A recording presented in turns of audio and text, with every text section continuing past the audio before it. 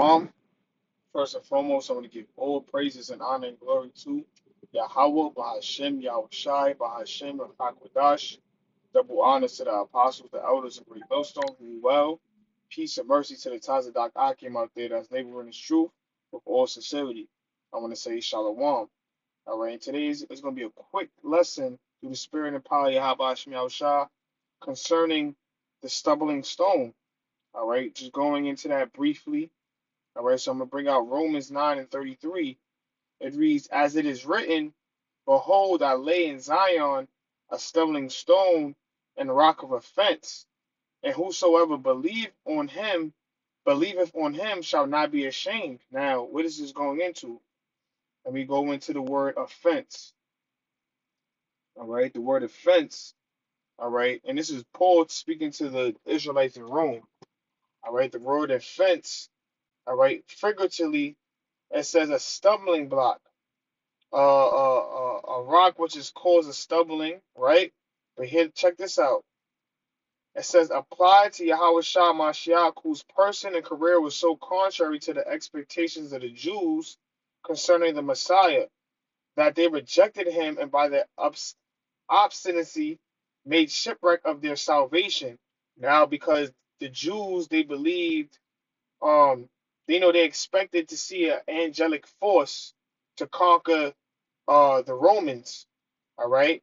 So a lot of people, when Yahweh Shah, was arrested by those Roman soldiers, a lot of people, especially too, the Jews were, they were mad because they believed, they was expecting, like an angelic force to be their king. Okay. But remember, the scriptures say that the Lord, I'm gonna show you right here in Isaiah 53, briefly. It says, uh Isaiah 53 and 3, he is despised and rejected of men, a man of sorrows and acquainted with grief, and we hid, as it were, our faces from him. He was despised. Oh, matter of fact, I'm gonna start from verse 2. It reads, Isaiah 53 and 2, for he shall grow up before him as a tender plant and as a root out of a dry ground. He have no form nor comeliness, and we shall see him. There is no beauty that we should desire him. Yeah, because Yahweh Shai came as an ordinary man in the flesh. He was a stonemason.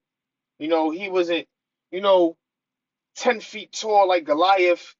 You know, with a 15 pack. He didn't have that. He wasn't. He just came as an ordinary man because remember in these times too, and this is a prophecy, in the times of the Romans and Greeks, all their gods were like half man, half amazing, Superman. All right, Yahweh Shah, he didn't come looking like Superman. All right, he didn't come in an angelic form. So that's why right there was a stumbling block, or he was that stumbling stone into many Jews. All right, because they was looking at the outside man. All right, and not the inner. And that right there caused them not to believe in Yahweh Shah. Okay? It says, verse 3, he is despised and rejected of men, a man of sorrows and acquainted with grief, and we hid, as it were, our faces from him. He was despised and we esteemed him not. Like Yahweh Shah, he was despised. Okay? And the people, that's why the people was mocking at him, scoffing at him. All right? And they rejected Yahweh Shah. Okay? So going back to matter of fact, I want to bring out this in chat real quick. So the Jews didn't expect. So I'm gonna say right here. So what did the Jews expect to see? Let me see what chat said. Okay. Yep. So it says right here. So it says according to I typed this in chat. It says, so what did the Jews expect to see from Yahweh Shah? It says, according to the New Testament, many Jews in the first century were expecting the Messiah to be a powerful king who would immediately deliver Israel from foreign rule and establish God's kingdom and visible political power. Hence, that's why the disciples asked Yahushua, like, when is the time of the end? Because they was being oppressed by the Romans, all right, especially those Roman soldiers. It says the Gospels portray this expectation as one reason many people struggle to accept Yahweh's mission during his first coming. Here are the main expectations: a conquering king like David. They expected the Messiah to defeat Israel's enemies, especially Rome, restore the kingdom to Israel, rule from Jerusalem. The disciples themselves had this expectation before fully understanding the mission. See? So it says, two, immediate political deliverance. Many expected freedom from Roman rule. This is why after the feeding of the 5,000, the people wanted to take Yahweh by force and make him king. So it's John 6, 4, verses 14 and 15. They were looking for a political leader, but he withdrew instead. It says, 3, a Messiah who would not suffer or die. When Yahweh began teaching the word, he would be killed. And then it keep going, it goes into it. So basically, yeah. So they was expecting a conquering king. They was expecting to be delivered. All right. So Yahweh Shah, he was that stumbling stone unto the Jews. All right, because they basically were looking, they were being carnal and not spiritual. Ultimately, all right. You know, and like even for the examples when it says, why did they stumble? It says the prophets have spoken of both a suffering servant and a reigning king. The Old Testament goes into Isaiah describing the suffering servant. Zechariah depicts the king arriving humbly on a donkey. All right, it goes into it, you know. So these are the many reasons how Yahweh Shah, he was that stumbling stone unto the Jews. Now I'm gonna read Romans 9 and 33 again. So it says, as it is written, behold, I lay in Zion a stumbling stone and a rock of offense, and whosoever believeth on him shall not be ashamed. Now let's read that in the AMP. It says, as it is written, and forever remains written, behold, I am laying in Zion a stone of stumbling and a rock of offense, and he who believes in him, whoever adheres to trust in and rely on him, will not be disappointed in his expectations.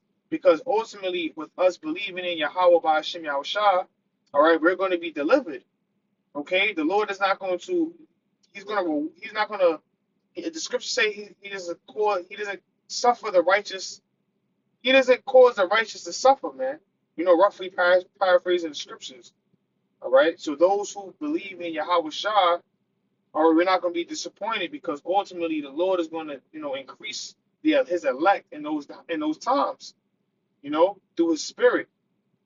Okay, and ultimately, in the times of Jacob's trouble, the elect are going to be preserved. All right, all because they had belief. Your belief, your faith, goes a long way. All right. So I'm gonna get this real quick before I wrap it up. Chief Cornerstone. Chief. Right. Yep. To bring up this last precept. So this is First Peter chapter 2, verse 6. It says, wherefore also it is contained in the scripture, behold, I lay in Zion a chief cornerstone, elect precious, and he that believe on him shall not be confounded. Yahweh Shai is that chief cornerstone. He's the foundation of this truth. He's the foundation, of our belief. All right. And believing on Yahweh Ba'ashem Yahweh Shah, we're not going to be disappointed. We're not going to be confounded, all right, without faith. Okay? Because Yahweh Shah, he's coming, to find faith on earth.